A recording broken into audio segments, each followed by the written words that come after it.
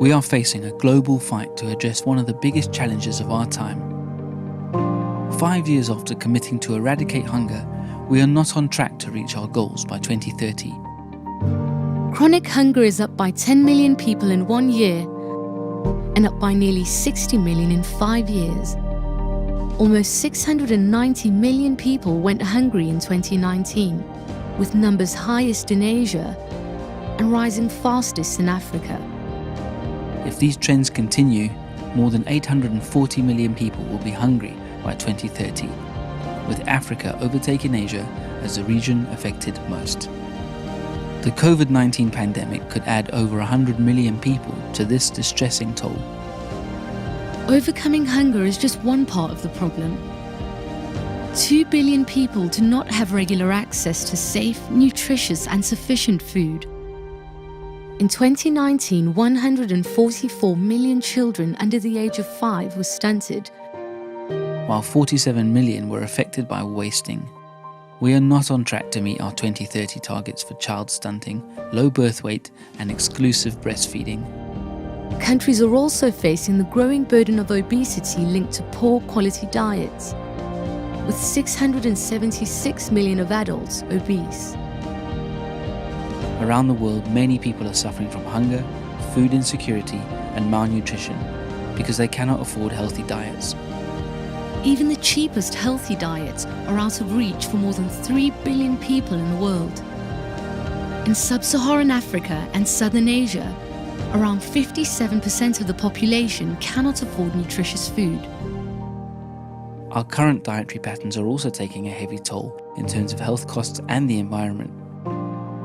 By 2030, diet-related health costs linked to mortality and non-communicable diseases could be more than $1.3 trillion a year, while diet-related costs of greenhouse gas emissions could be more than $1.7 trillion a year. As the world fights COVID-19, we cannot allow the pandemic to stop the global fight on hunger and malnutrition. To achieve a world free from hunger and malnutrition by 2030, countries must transform food systems and increase the affordability of healthy diets. Shifting to healthy diets could reduce direct and indirect health costs by up to 97%, while reducing the social costs of greenhouse gas emissions by up to 74%. We must ensure the cost of nutritious foods comes down. If the whole world shifts towards a healthy diet, we have a real chance at ending hunger and malnutrition, once and for all. We must act now to build back better and make a difference in lives and communities everywhere.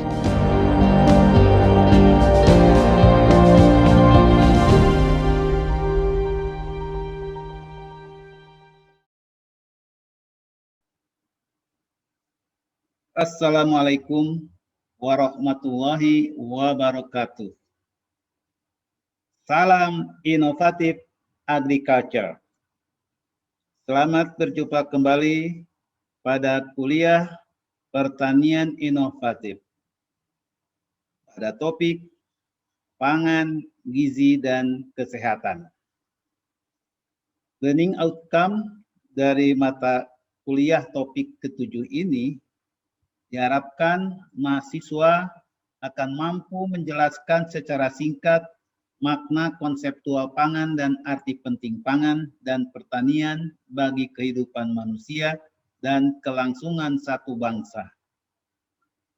Kemudian mampu menjelaskan sistem pangan nasional dalam upaya menjamin ketahanan pangan, mampu menjelaskan keterkaitan pangan dengan gizi dan kesehatan, dan mampu menjelaskan pengelompokan zat gizi dan sumber-sumber bahan pangan untuk memenuhi kebutuhan gizi manusia, serta mampu menjelaskan gizi seimbang dan gizi salah atau malnutrition dan dampaknya terhadap kesehatan dan kualitas sumber daya manusia, dan mampu menjelaskan bahan pangan sebagai bahan baku industri pengolahan pangan.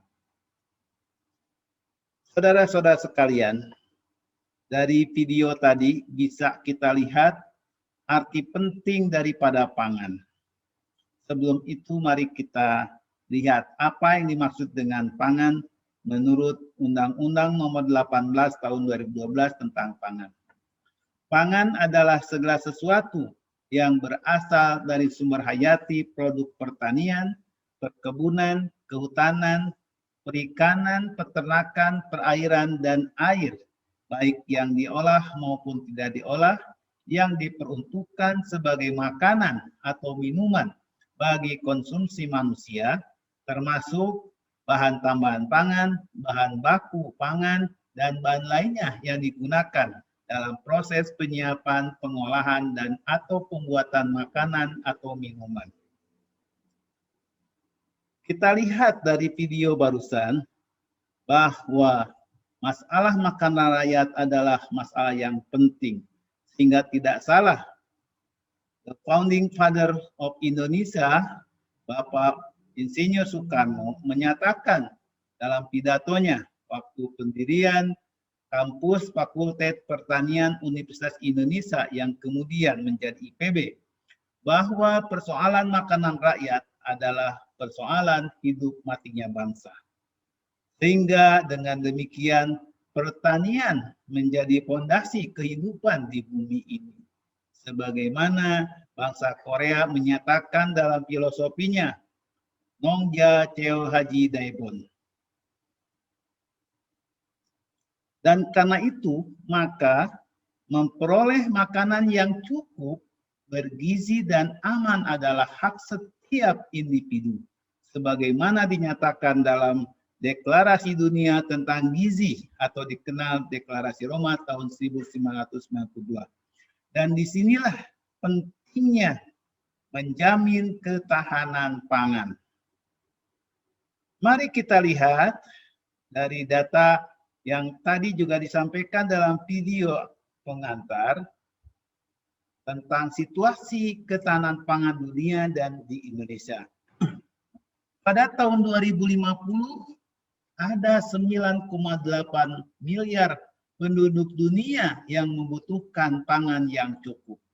Dan diperkirakan saat ini ada 690 juta orang lapar atau sekitar 8,9% dari populasi dunia. Dan jumlah yang terdampak kekurangan pangan yang parah atau severe food insecurity ada sekitar 750 juta orang. Dan ternyata Indonesia termasuk negara yang rentan terhadap kekurangan pangan. Ini dibuktikan dengan indeks ketahanan pangan global Indonesia yang berada pada posisi ke-62 dari 113 negara dan berada di bawah Vietnam dan Malaysia. Selain itu, dilihat dari Global Hunger Index Score, Indonesia mempunyai skor 20,1 yang artinya dalam keadaan serius. Dan dengan adanya pandemi COVID-19, ini bisa menambah puluhan juta yang mengalami kekurangan pangan. Dan tentu saja kekurangan pangan dan kelaparan ini menyebabkan berbagai permasalahan gizi. Diperkirakan dunia pada tahun 2019 ada 21,3% atau 140 juta anak balita mengalami stunting atau kerdil. Dan ada 6,9% atau 47 juta yang mengalami wasted atau kurus dan 5,6% atau 38,3 juta justru mengalami kegemukan. Di Indonesia, anak usia balita mengalami gizi kurang dan gizi buruk sekitar 17,7%. Bahkan stunting jumlahnya lebih besar, yaitu 30,8%. Dan untuk menjamin ketahanan pangan yang cukup, yang bisa menjamin memenuhi kebutuhan pangan penduduknya, diperlukan satu sistem pangan nasional yang antisipatif untuk menjamin ketersediaan pangan yang cukup.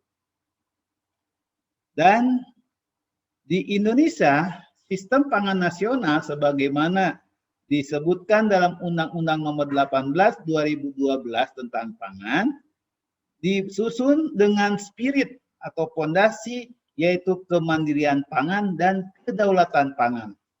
Dan ukuran kerja bahwa terjadi yaitu dengan terbentuknya ketahanan pangan nasional yang di dalamnya juga terjaminnya keamanan pangan dari pangan yang disediakan tersebut.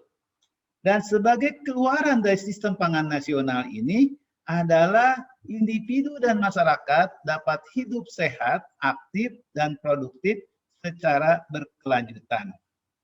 Nah, di sini para mahasiswa diminta untuk bisa membedakan ataupun memahami pengertian-pengertian seperti ketahanan pangan, keamanan pangan, kedaulatan pangan, dan kemandirian pangan.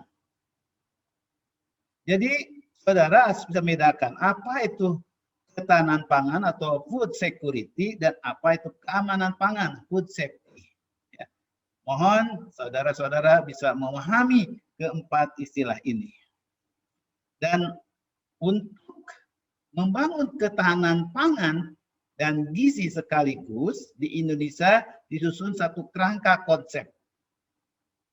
Dengan tujuan akhir adalah yaitu terbentuknya sumber daya manusia Indonesia yang berkualitas dan berdaya saing. Nah, untuk bisa membentuk sumber daya manusia yang berkualitas dan bersaing ini perlu mereka mempunyai status gizi dan kesehatan remaja dan dewasa yang baik. Dan itu hanya bisa dibentuk kalau sejak janin, bayi, dan anak, mereka pun mempunyai status gizi dan perkembangan yang optimal. Dan untuk bisa mendapatkan status gizi dan perkembangan yang optimal ini, diperlukan 3 hal, yaitu asupan makanan sesuai kebutuhan, pola asuh yang baik, dan adanya pencegahan dan penanggulangan penyakit infeksi. Dan untuk pencegahan dan penanggulangan penyakit infeksi ini diperlukan intervensi di sini ya. Intervensi spesifik. Termasuk untuk pola asuh yang baik dan asupan makanan sesuai kebutuhan ini. Di antaranya kesehatan remaja dan gizi ibu prahamil, pemberian makanan taman ibu hamil, suplementasi gizi, ASI eksklusif, makanan pendamping ASI, kemudian makanan tambahan anak, penerapan gizi seimbang, stimulasi perkembangan anak, penanggulangan gizi buruk akut, manajemen dan pencegahan penyakit, intervensi gizi dalam kedaruratan, dan lain-lain. Dan yang 3 ini sangat tergantung kepada 3 hal juga. Pertama adalah tergantung pada ketahanan pangan masyarakat dan rumah tangga. Kemudian sumber daya dan kualitas pengasuhan pada keluarga dan masyarakat, dan akses dan penggunaan pelayanan kesehatan dan lingkungan. Nah, untuk ketahanan pangan masyarakat dan rumah tangga, ini perlu adanya penguatan sistem pangan yang bisa menjamin 3 hal, ketersediaan pangan, akses pangan, dan pemanfaatan pangan yang benar. Dan di selain itu perlu adanya yang disebut dengan intervensi sensitif, yaitu jaminan sosial nasional, perkembangan anak usia dini, pemberdayaan perempuan, perlindungan anak, pendidikan formal, sanitasi dan air bersih, pelayanan kesehatan dan keluarga berencana, dan penguatan sistem pangan itu sendiri. Ya. Dan 3 hal ini juga ini diperlukan suatu kebijakan yang berbasis bukti. Perlu ada governansi dan sistem politik, kemudian kepemimpinan, kapasitas dan pembiayaan, serta lingkungan sosial, ekonomi, dan kearifan lokal yang mendukung. Dan semua itu bisa terbentuk kalau kita mampu membangun lingkungan yang kondusif, yang enabling, yang memungkinkan. Di antaranya dengan melakukan evaluasi yang tepat dan terukur, strategi advokasi, koordinasi vertikal dan horizontal, akuntabilitas, dukungan peraturan perundangan, dan mobilisasi sumber daya lokal. Nah, kenapa manusia harus mendapatkan makanan yang cukup? Kenapa satu bangsa harus menjamin ketahanan pangan? Kita tahu bahwa manusia ini memerlukan makanan. Siapa yang butuh makanan? Ya, tubuh manusia ini memerlukan makanan. Kenapa? Karena tubuh manusia memerlukan energi untuk beraktivitas. Secara langsung berasal dari matahari. secara tidak langsung berasal dari makanan, bentuk energi kimia. Dan tubuh manusia ini memerlukan komponen-komponen yang terkandung di dalam makanan. Karena pada hakikatnya tubuh manusia dan makanan tersusun oleh bahan yang sama, hanya berbeda dalam aransemen saja. Kita lihat di sini gambar sebelah kanan.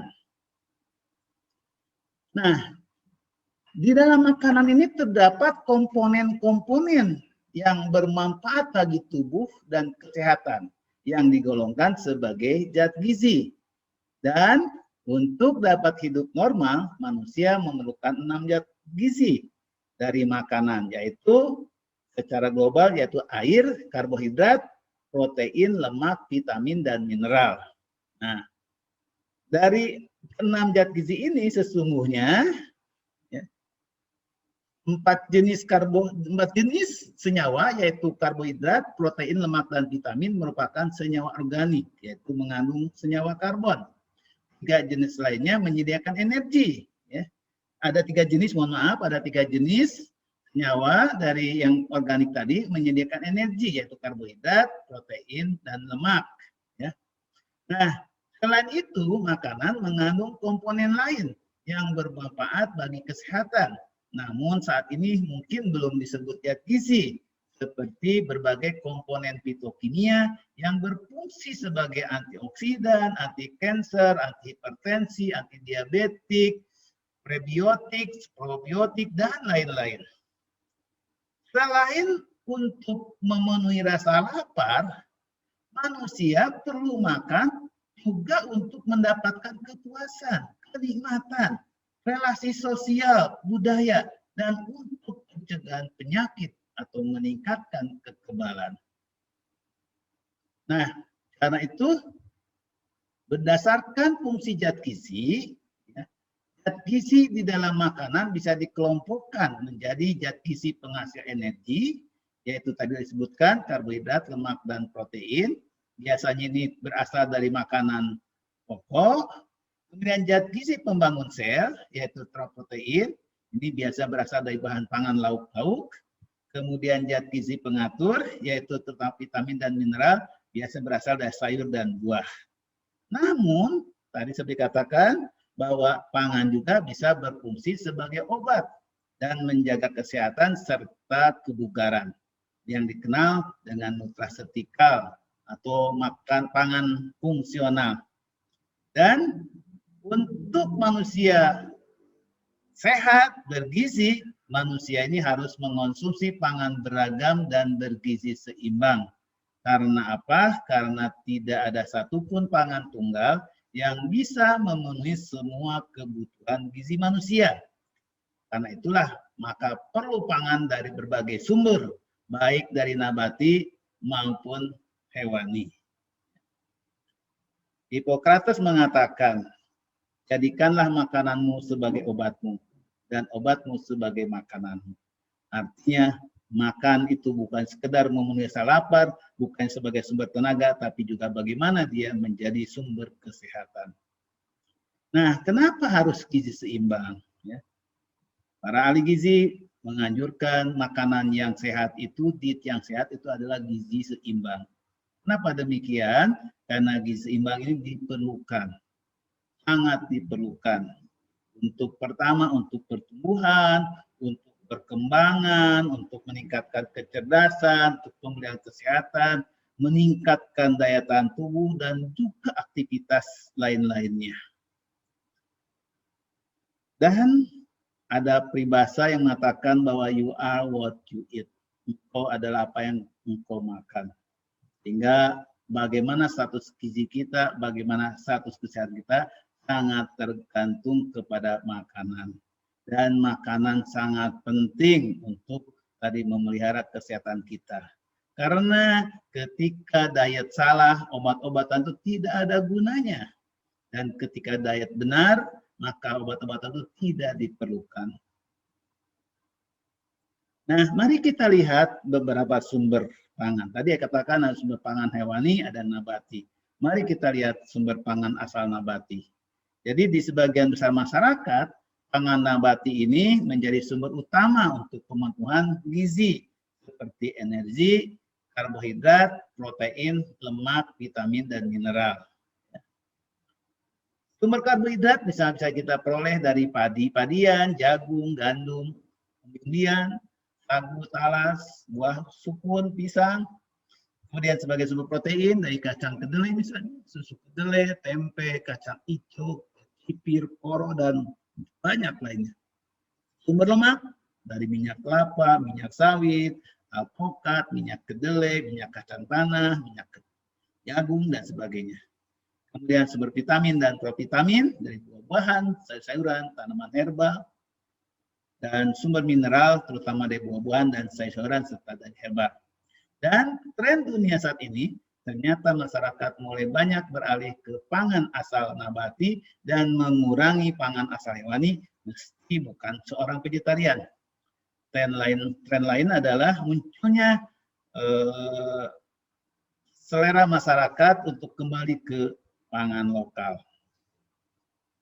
Dan kalau kita lihat ternyata terdapat keanekaragaman pangan pokok rakyat Indonesia. Ya. Jadi selama ini yang kita kenal seolah makanan pokok rakyat Indonesia adalah beras, bukan ya. Mulai beras, ya ada jagung, singkong, sagu, talas, ubi jalar, dan masih banyak lain-lainnya lagi. Jadi di sini kepulauannya berbeda-beda dalam hal pangan pokoknya. Tentunya sangat disesuaikan dengan ketersediaannya di daerah masing-masing, walaupun akhir-akhir ini mengalami seolah penyeragaman, hampir semuanya beralih ke beras. Tentu ini tidak baik, ya, terkait dengan untuk pemenuhan dalam jumlah yang cukup. Kemudian pangan asal hewani bisa berasal dari daging unggas seperti ayam, bebek, angsa, burung, kalkun, burung dara. Bisa dari daging sapi, kerbau, domba, kambing, rusa, kuda, dari daging hewan kecil, dari kelinci, marmot, susu, dari sapi dan kambing terutama, kemudian telur, dari telur ayam, itik, dan puyuh, dan juga produk olahan asal hewani, misalnya mentega, keju, sosis, nugget, dendeng, kornet, abon, yogurt, bakso, dan lain-lain. Nah, dikaitkan dengan COVID-19, pangan hewani seperti telur bisa menjadi alternatif untuk meningkatkan imunitas di masa pandemi COVID-19. Demikian juga sebenarnya pangan nabati. Ya. Pangan-pangan yang mengandung vitamin A, vitamin E, ya, kemudian vitamin C, zat besi, iodin, zinc itu dipercaya atau diperkirakan bisa mampu berdasarkan komposisinya meningkatkan imunitas dalam rangka meningkatkan daya tahan terhadap serangan pandemi COVID-19. Di sini untuk produk hewani misalnya telur termasuk yang makanan bergizi tinggi tapi murah. Dan kita lihat keragaman kandungan nilai gizi berbagai telur cukup bervariasi tapi bisa kita andalkan sebagai sumber protein dan lemak, juga sumber kalsium, juga sumber vitamin A.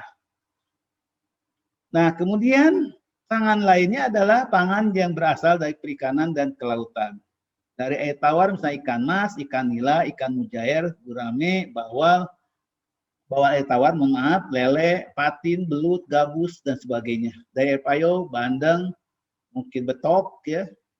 Kemudian siput, tuna, tongkol, sardin, makerel, tenggiri, udang, kerang, cumi, teri, teripang, dan juga rumput laut. Dan ikan ini diakui sebagai sumber zat gizi yang sangat baik, juga dikaitkan dengan COVID-19, ya.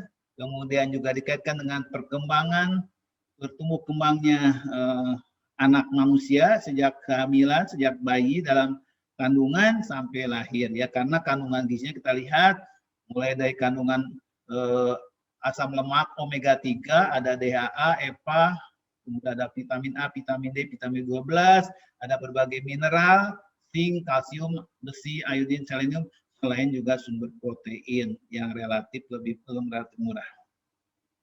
Dan seperti katakan bahwa pangan kayak gizi asal hewani ini atau asal ikan ini dapat meningkatkan imunitas. Kemudian kita lihat bahwa dari paparan video tadi juga, sebetulnya pangan dan gizi itu merupakan sesuatu yang sangat penting sebagai investasi pembangunan nasional. Karena apa? Gizi ini sangat terkait dengan pertama asupan gizi, dan asupan gizi sangat terkait dengan ketahanan pangan ataupun security di tingkat rumah tangga. Tapi juga gizi sangat tergantung kepada pola asuh.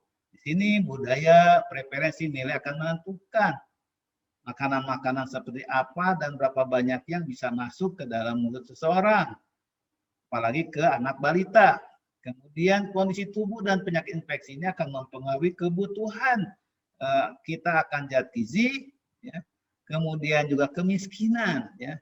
Misalnya tahun 2019 mencapai 9,22% atau 25 juta Indonesia miskin, dan ini akan sangat berpengaruh terhadap poin 1 sampai 3 di atas. Nah, untuk mengukur satu bangsa itu tahan terhadap pangan atau tidak, ini ada indikator ketahanan pangan. Dan dikatakan bahwa ketahanan pangan itu akan ada bila mana semua orang pada setiap saat mempunyai akses terhadap pangan yang cukup, aman, dan bergizi untuk memenuhi kebutuhan gizi dan preferensi pangannya untuk kehidupan yang aktif dan sehat. Jadi kalau akses tidak ada, walaupun melimpah itu tidak tahan. Ya. Akses ada, tapi tidak aman dan tidak bergizi itu tidak tahan juga. Ya. Dan ada beberapa faktor yang mempengaruhi ketahanan pangan rumah tangga, walaupun tadi di dalam gambar tadi sudah jelaskan, untuk menambah saja di sini. Kita lihat bahwa ada beberapa faktor yang mempengaruhi ketahanan pangan, yaitu ketersediaan pangan, baik dalam jumlah maupun mutunya, kemudian distribusi pangan, ya, bagaimana penyaluran pangan sampai ke tingkat konsumen, baik melalui pasar ataupun non-pasar. Misalnya ada subsidi raskin dulu di zaman sebelumnya, ada bantuan pangan, kemudian juga tergantung konsumsi, utilitasnya, bagaimana cara berkonsumsinya, berapa, bagaimana juga polanya, pola konsumsinya. Ini akan mempengaruhi penyerapan gizi pada konsumen, dan ini akan sangat dipengaruhi oleh keamanan pangan dari pangan itu sendiri, bagaimana mutu dan kandungan gizinya, serta tingkat pengetahuan atau literasi gizi konsumen. Dan akibat dari pengetahuan atau kemiskinan dan sebagainya, terjadilah apa disebut dengan malnutrition, gizi salah. Ya. Malnutrition ini ada yang disebut dengan overnutrition atau gizi lebih, dan undernutrition atau gizi kurang. Ini contoh undernutrition, ini sebaliknya overnutrition. Nah, ada 4 penyebab gizi salah. Pertama, tidak mendapat asupan makanan yang cukup. Kedua, menu makanan tidak mengandung zat yang cukup yang diperlukan tubuh. Kemudian penyakit defisiensi gizi muncul akhirnya. Ya. Misalnya kurang gizi protein, kurang energi kronik, anemia, karena kurang darah, dinampakkan dalam bentuk letih, lesu, dan ini akan rentan penyakit. Gaki, gangguan akibat kekurangan iodin, kurang vitamin A, kurang vitamin D, kurang niacin, kurang vitamin C. Atau karena menderita penyakit, baik genetik atau lingkungan, sehingga zat gizi tidak dapat diserap di lambung, dan kemudian yang bersangkutan menderita gizi kurang sekunder. Atau sebaliknya, terlalu banyak konsumsi energi atau zat makanan lainnya, misalnya lemak, gula, garam, dan sebagainya, sehingga mengalami overnutrition. Muncullah penyakit gizi lebih, obesitas, diabetes, darah tinggi, jantung koroner, dan kanker. Nah, apa dampak kurang gizi? Tentu saja ini akan menurunkan produktivitas karena status fisik yang buruk. Orang yang kurang gizi sangat mudah kena sakit. Ya. Kemudian menurunkan produktivitas karena rendahnya status pendidikan dan kecerdasan. Ya. Kemudian tingginya pengeluaran untuk biaya kesehatan karena lebih mudah sakit dan sistem imun tidak berfungsi baik. Dan ini berakibat ujungnya akan menurunkan angka indeks pembangunan manusia. Di mana Indonesia, angka indeks pembangunan manusia itu sangat rendah sekali. Ya. Ranking keberapa. Nah, kalau kita lihat, yang mungkin yang harus kita concern adalah pola makan anak Indonesia, karena ini akan menentukan dia menjadi manusia seperti apa di masa dewasanya. Nah, ini ternyata pola makan Indonesia sudah mengalami perubahan. Misalnya berkurangnya kebiasaan sarapan, kemudian makanan juga kurang beragam dan tidak kenal pangan lokal bahkan, dan lebih dari 30% kecukupan gizi ini mengandalkan ke makanan jajanan, karena sering saya berangkat sekolah tanpa sarapan dulu. Kemudian juga ada kecenderungan mengonsumsi junk food atau fast food, dan bahkan sekarang sudah mengarah ke fabricated food atau instan.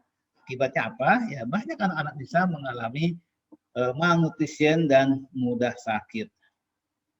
Dan kalau kita lihat ternyata sesuai dengan perubahan pola makan masyarakat, ternyata pola penyakit gizi pada masyarakat pun berubah sesuai dengan waktu.